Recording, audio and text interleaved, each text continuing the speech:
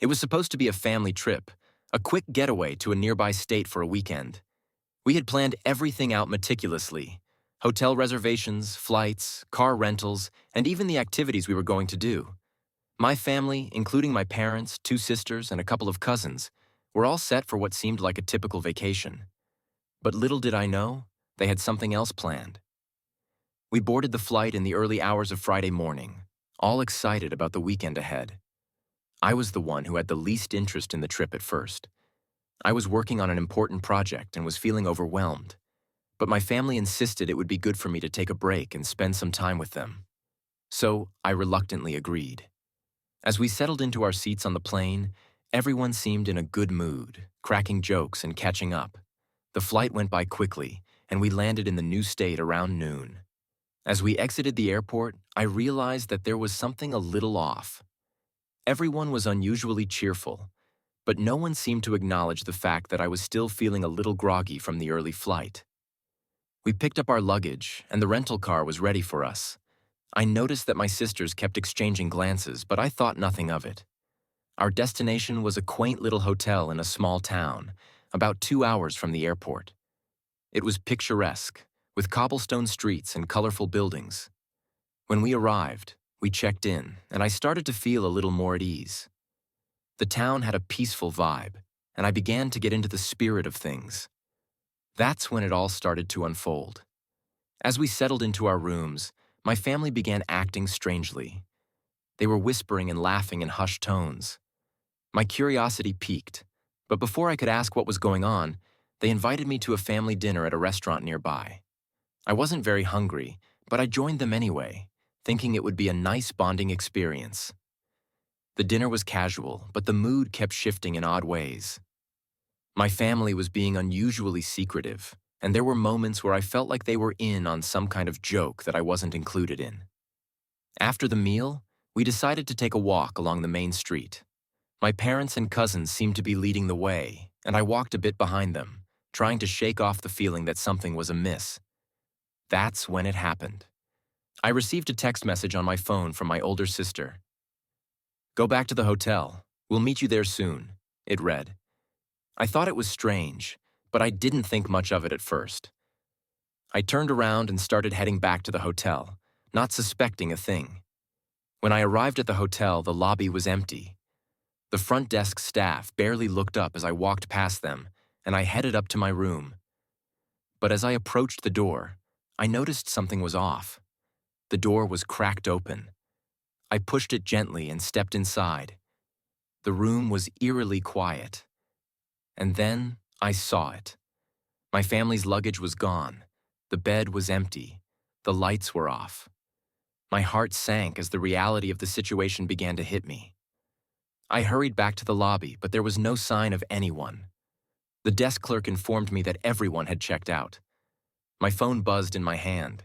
It was a group message from my family.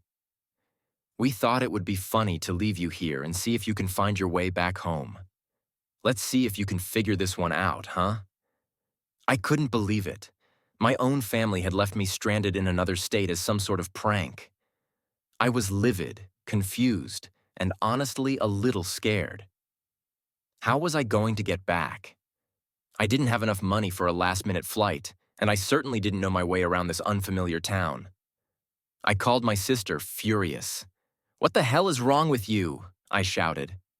She laughed on the other end of the line. "Oh, come on. It's just a little prank. You'll figure it out. You've always been the one who's always overthinking everything. Relax. Enjoy the adventure." But there was no adventure in this. This was just a cruel joke at my expense. As the shock started to wear off, I realized that I had no choice but to make the best of the situation. I had to find a way back. But the question was, how? The first few minutes of standing there in the hotel lobby, feeling like I'd just been dropped into some strange survival challenge, were surreal. The shock from the message and the sudden realization that I was stranded alone in a foreign place made my heart race. My mind went through a million possible reactions, from calling the police to just leaving the town entirely. But the more I thought about it, the more I realized this wasn't going to be solved by an angry phone call or a tantrum. I took a deep breath, trying to calm myself. No matter how bad this felt, it wasn't going to change anything. I was alone, and it wasn't like I could just sit there waiting for someone to come back and save me. This was on me now.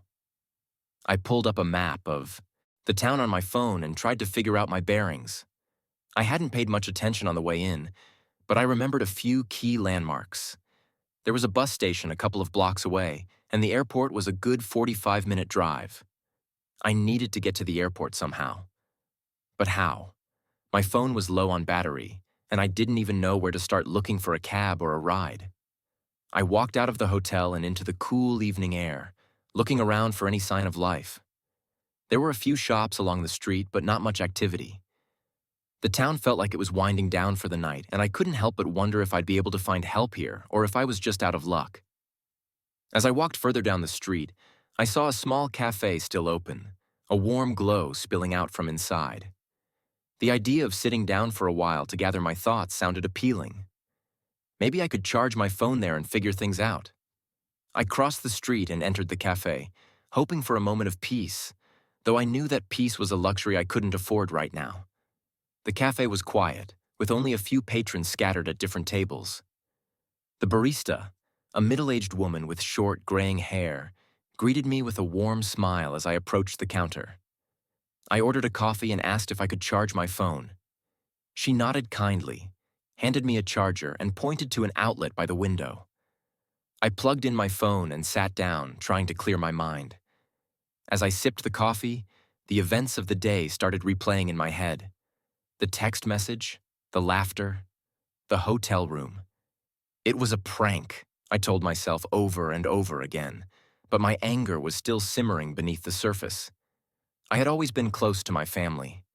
Sure, we'd had our squabbles, but something like this was beyond any kind of joke I could have imagined.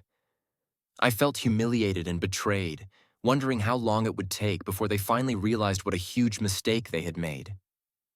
The woman behind the counter, noticing my silence, came over to check on me. She gave me a sympathetic smile as she cleaned the counter in front of me. "Something on your mind?" she asked gently, her voice soft.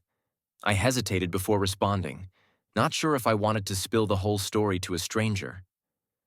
But something about her warmth made me feel like I could trust her. "I was just left here by my family," I said, trying to keep my tone light. "As a prank, I guess." Her eyebrows shot up in disbelief. "They left you in another state?" she asked, clearly shocked. That's awful. What are you going to do?" I shrugged, feeling a mix of frustration and helplessness. "I don't know yet. I'm trying to figure out how to get back home." "Well," she said, thinking for a moment, "the bus station is a few blocks down. You could try getting a ride from there. There are usually some drivers hanging around." That was a thought. A bus ride might be my best shot. I thanked her and left the cafe, heading in the direction she pointed out. As I walked, I kept my eyes open for any signs of transportation, anything that could help me get closer to my goal. It was getting darker now, and the streets felt empty, the silence almost eerie. I reached the bus station, and a few cars were parked in the lot. I approached one of the vehicles, hoping to find someone willing to give me a ride to the airport, but no one was inside. I stood there for a moment, feeling the weight of my situation pressing down on me. I wasn't going to give up. I couldn't. But the longer I stayed there, the more I realized just how alone I really was. My family had made it clear that they didn't care. It was up to me to fix this. As I walked along the station, a small figure came into view. It was a young man, probably in his mid-20s, with a leather jacket and messy hair, looking like he was just finishing up his shift. I approached him cautiously, wondering if he could help me in some way. "Hey," I called out, "can you help me?" "I need to get to the airport." He stopped in his tracks, eyeing me curiously. "Airport, huh?" He looked me up and down, probably wondering what someone like me was doing stranded at the bus station so late at night. "Yeah," I said, trying to stay calm. "I've got no other way to get there. Could you take me?" He didn't immediately respond. Instead, he pulled out his phone and checked something, probably a map or a schedule.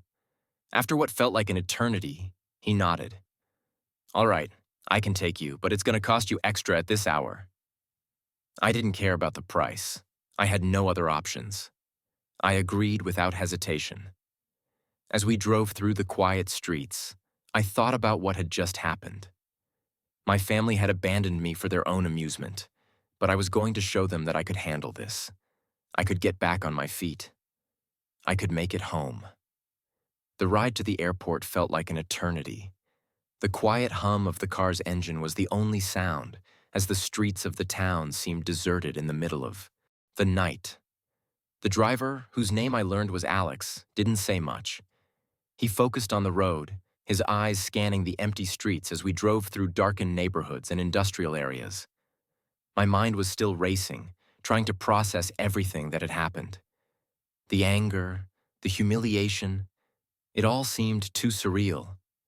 As we neared the airport, I felt a strange sense of relief. At least I was heading in the right direction.